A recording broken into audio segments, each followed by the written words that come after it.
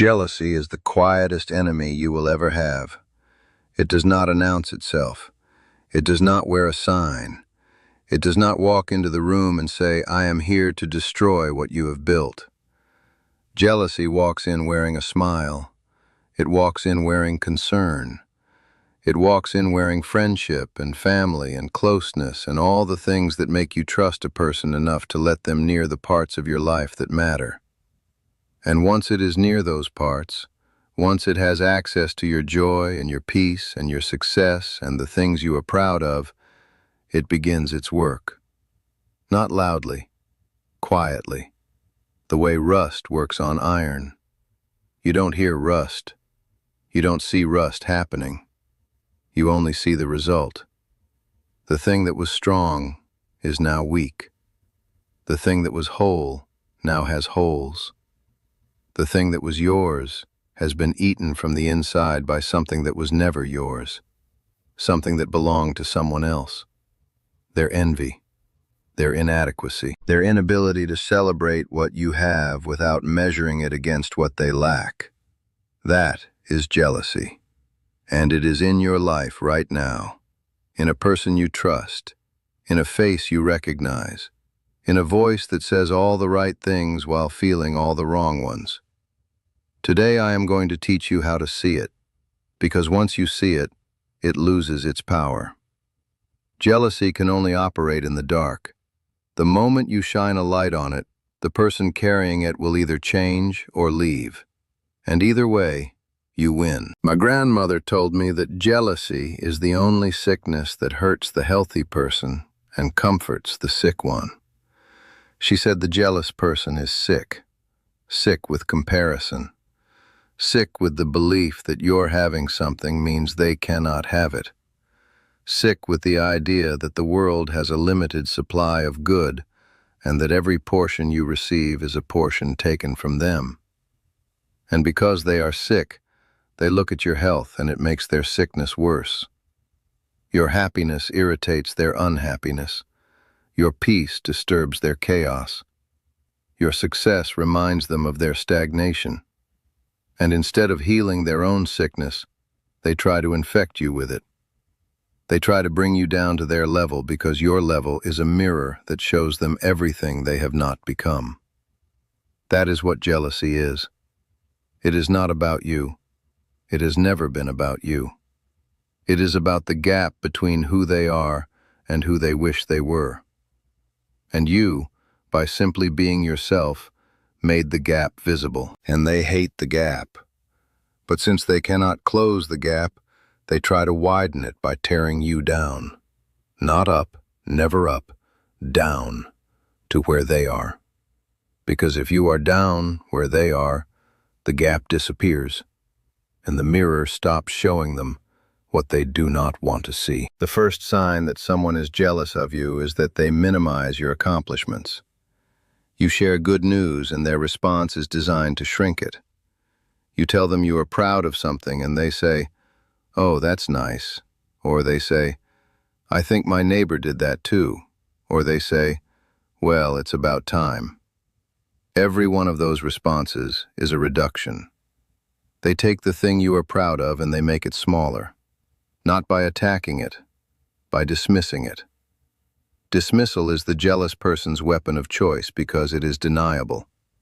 If you confront them, they say, "What do you mean? I said it was nice." And technically they did. But the way they said it, the tone, the speed, the look that accompanied it, all of that communicated something very different from nice.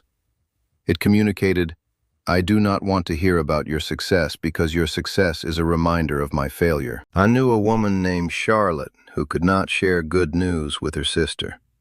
Every single time Charlotte shared something positive, her sister found a way to shrink it. Charlotte's grandson graduated from college. Her sister said, "Well, these days everyone goes to college." Charlotte paid off her house. Her sister said, "Must be nice to not have to worry about money." Charlotte started a garden that produced the most beautiful tomatoes anyone had seen. Her sister said, "I heard tomatoes are easy. You should try something harder." Every accomplishment met with a reduction. Every joy met with a quiet deflation. And Charlotte spent years confused because her sister never said anything obviously cruel. The cruelty was in the dismissal, in the refusal to let Charlotte's joy exist at its full size. Charlotte's joy was always edited, always trimmed, always reduced to a size that her sister could tolerate, and the size her sister could tolerate was small. Anything larger than small made the gap visible, and the gap was the thing her sister could not bear to see. I want to tell you what eventually happened between Charlotte and her sister because it contains the teaching. After years of this pattern, Charlotte did something her sister was not prepared for.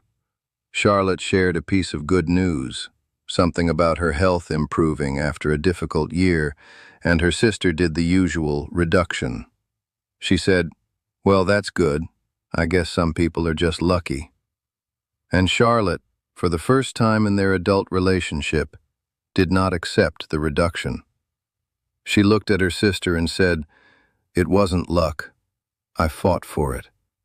And I need you to be happy for me. Not almost happy. Not happy with a condition attached. Just happy." And her sister's face changed. The mask slipped for half a second. And underneath the mask was not anger. It was pain. Because the jealous person is always in pain. The jealousy is the symptom, not the disease. The disease is the belief that they are not enough, and every time you succeed, the belief gets louder. You are not enough. Look at what she has. Look at what you don't. And the pain of that belief, carried silently for years, is what turns ordinary people into minimizers. They don't want to hurt you. They want to stop hurting. And the only way they know how to stop hurting is to make your joy smaller so it doesn't tower over their sorrow.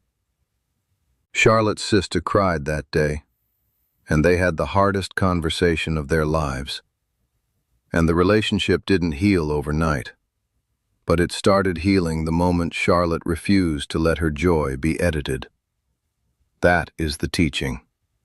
Don't let the jealous person edit your joy. Your joy is not their property. Your success is not their measurement. Your happiness is not their threat. It only becomes a threat when you agree to make it smaller. Stop making it smaller. Let it be the size it actually is. And whoever cannot stand next to it at full size has just told you everything you need to know about what they are carrying. Before I share the next teaching, I need to tell you something. I am not going to be here forever, and most of what I know was never written anywhere. So I sat down and I wrote it. All of it. 20 teachings, 4 parts, in the order they were meant to be received. The ones about seeing what people hide behind their smile. The ones about protecting your peace from people who pretend to share it. The ones I have never said on camera. It is called The Native Way, and it costs less than one dinner you will not remember. Scan the code on your screen or look in the comments. But do not leave yet, because the next 4 signs are the ones hiding behind the friendliest faces in your life right now. The second sign that someone is jealous of you is that they copy you but never give you credit. This one is tricky because imitation is often called flattery. But there is a difference between a person who is inspired by you and says so, and a person who takes your ideas, your style, your words, your approach, and presents them as their own. The inspired person says, "I saw what you did and it motivated me." The jealous person does what you did and never mentions your name. They absorb you. They study you. They watch what works for you and they replicate it. But they cannot bring themselves to say where it came from. Because saying where it came from would mean admitting that you had something they did not. And that admission is the one thing jealousy will never allow. The jealous person would rather pretend they invented something than admit they learned it from you. Because learning from you means being below you. And the jealous person's entire psychology is organized around never being below anyone. especially not you. The third sign that someone is jealous of you is that they are overly interested in your problems. This is the sign that most people miss because it disguises itself as concern. The jealous person doesn't just listen to your problems, they lean in. Their eyes light up. Their questions get specific. How bad is it? What happened exactly? Tell me everything. And you think they care. You think they are being a good friend. But pay attention to their energy. Pay attention to the difference between how they respond to your good news and how they respond to your bad news. When you share something good, they shrink. When you share something bad, they expand. They become warmer, more present, more engaged, more generous with their time and their attention. Because your problems are their nourishment.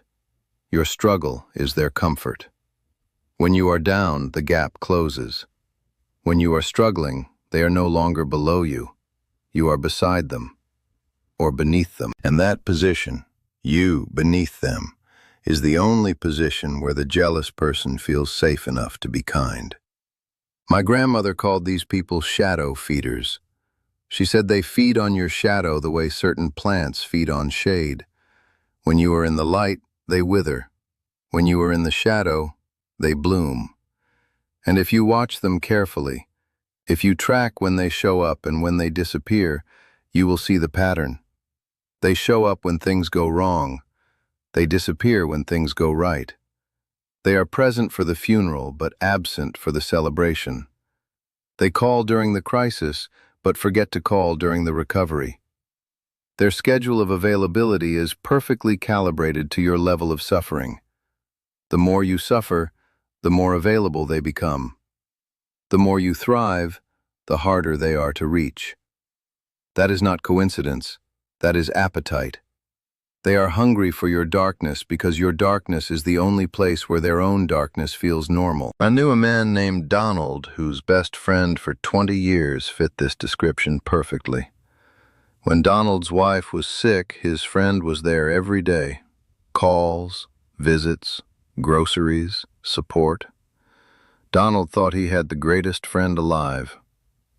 And then Donald's wife recovered, and Donald got a promotion at his part-time job. And Donald's grandchildren started coming around more. And Donald's life improved, and the friend vanished. Not dramatically, gradually. The calls went from daily to weekly to monthly to nothing. The visits stopped. The support dried up. And Donald was confused because nothing had happened between them. No argument, no falling out. The friendship just evaporated the moment Donald's life got good.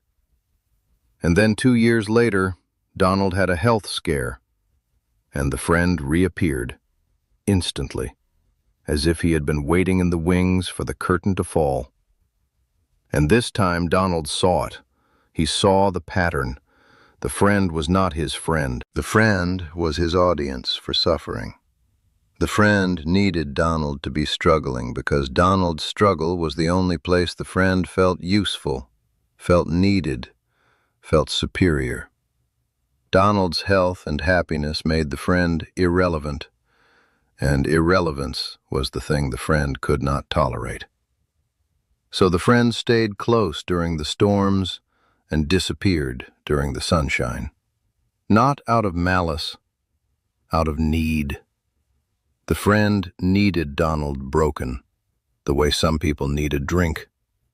It was a dependency disguised as devotion. The fourth sign that someone is jealous of you is that they give compliments that don't feel like compliments. The backhanded compliment is the signature move of the jealous person. It sounds positive on the surface, but carries a blade underneath. You look great for your age. That house is nice, it must have been cheap. Your grandchildren are so well behaved, their parents must be strict. Every one of those sentences has a compliment on top and an insult underneath. And the insult is always aimed at the same place: your value. You look great for your age means you don't actually look great. Just great considering the low bar of being old. The house is nice, it must have been cheap, means you could not afford something better. The grandchildren are well behaved, their parents must be strict, means the credit doesn't belong to you, it belongs to someone else. Every backhanded compliment is a jealous person trying to give you something nice while simultaneously taking something away. Because giving you something purely positive, without a hook, without a reduction, would mean admitting that you have something worth complimenting. And that admission, once again, would make the gap visible. I want to teach you how to respond to a backhanded compliment because the response is important. Most people let it pass. They hear the compliment on top and they ignore the insult underneath because confronting it feels petty. But ignoring it is exactly what the jealous person is counting on. They are counting on your politeness to protect their cruelty. Instead, the next time someone gives you a backhanded compliment, respond to the insult, not the compliment. If they say, "You look great for your age," say, "I look great for any age." If they say, "Nice house, must have been cheap," say, "It wasn't." If they say, "The grandchildren are well behaved, their parents must be strict," say, "They learned it from me." Every one of those responses does the same thing. It refuses the reduction. It takes the thing they tried to shrink and puts it back to full size. And the look on their face when you do it will tell you everything you need to know about their intentions. A person who meant the compliment sincerely will laugh and agree. A person who was hiding jealousy underneath it will flinch. Watch for the flinch. The flinch is the truth. The fifth sign that someone is jealous of you is that they compete with you over things that should not be competitions. Everything becomes a contest. You mention that your grandchild is doing well in school, and they immediately mention that their grandchild is doing better. You mention that you went on a trip, and they mention a trip they took that was longer, more expensive, more exotic. You mention that you are feeling good, and they mention that they are feeling better. Every conversation has a scoreboard that you didn't ask for and didn't agree to. And the jealous person is always keeping score. Not to win, to make sure you don't.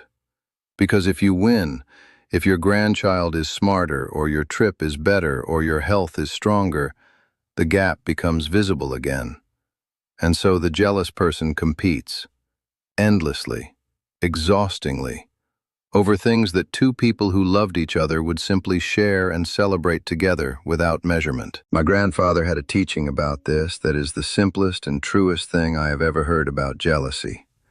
He said, "A person who celebrates your harvest without comparing it to their own is a friend. A person who measures your harvest against theirs every single time is a competitor. And you did not plant your field to enter a competition. You planted it to eat.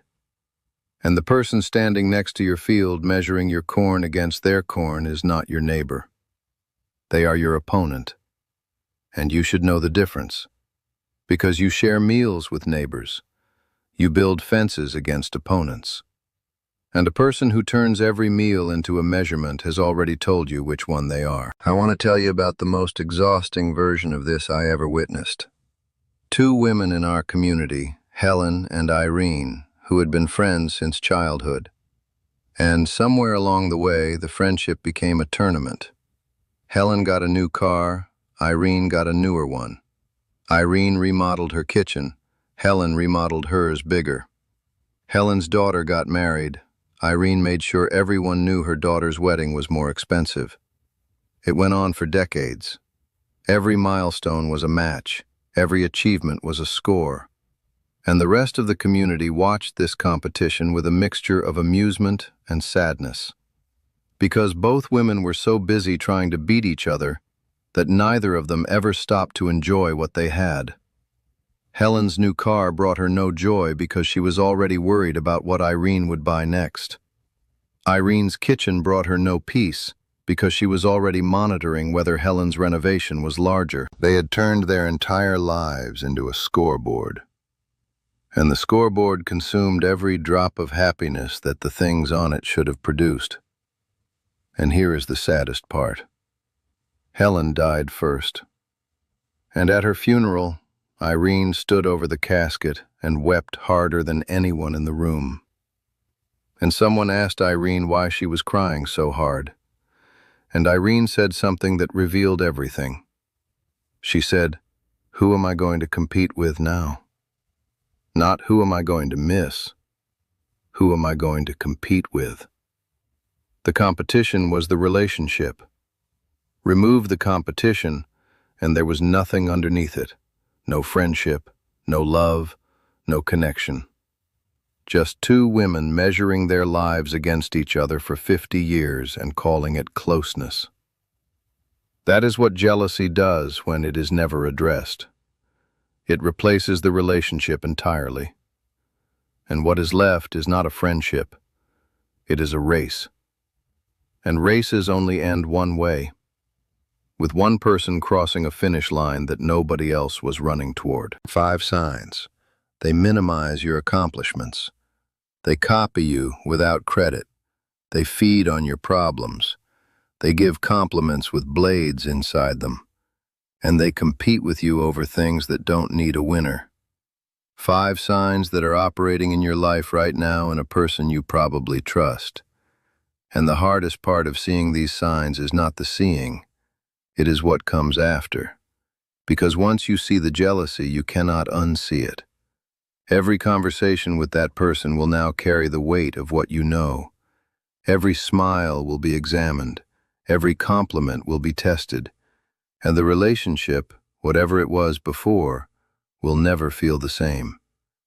That is the cost of seeing clearly. Clarity always costs comfort.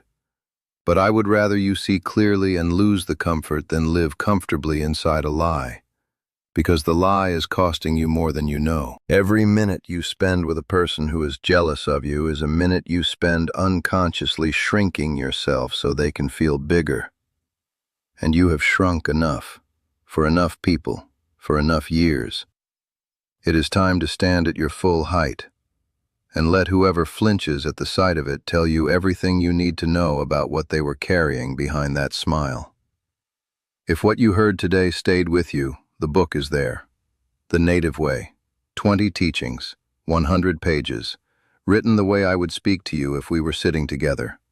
Scan the QR code on the screen with your phone or find the link in the comments. Read 1 chapter. Sit with it. Now I want to hear from you. Tell me in the comments, which sign did you recognize first, and did a specific face come to mind? I read every comment. And if this is the kind of conversation you have been looking for, subscribe to this channel. We are not collecting viewers here. We are collecting people who remember. Come back next week. I am not done teaching yet.